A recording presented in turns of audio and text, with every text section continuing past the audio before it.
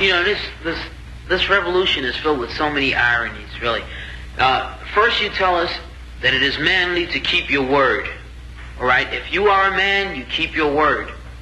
And now all that the black people in this country are demanding, and even the black people in the whole world are demanding, is that you keep your word.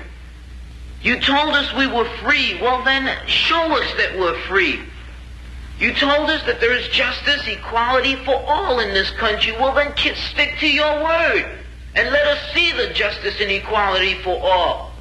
Or else admit to us that you're not a man. You're a worm. You're afraid of us. You're afraid to give us equal stand. You're afraid that if you give us equal ground, that we will match you and we will override you. And if that's what you're afraid of us, then tell us that just what you're afraid of. But don't keep hiding it from us and holding this up to us, and every time we ask you for something, you give us a little bit of something, and it's all tokenism. We don't want tokenism. And there are most black men in this world that don't want charity. And yet still every time we ask you for something, you give us a little piece, a little piece. You're playing games with us. We're not children. We're big men. I've seen my father have to put up with all kinds of stuff. He was a big man. He raised a family. He went down south, and he had to go around to the back door with his wife. We're not asking for anything. We're not asking for any favors. All we want is what's ours. Now, there are many black veterans who are coming back, and they're mad. They're angry.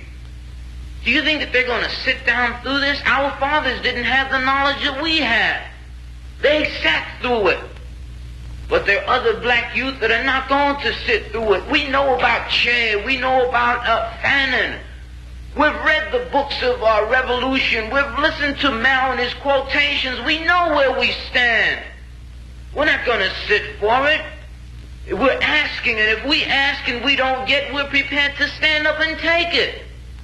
If I ask a man, I tell a man I am hungry. I tell him I am cold.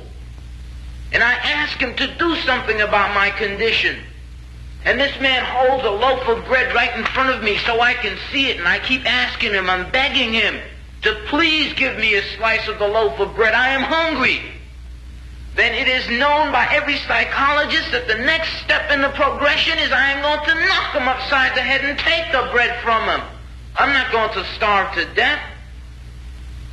All we're asking, no one wants to see blood. No one likes the smell of blood. No one wants war. Anyone who's been in war doesn't want war.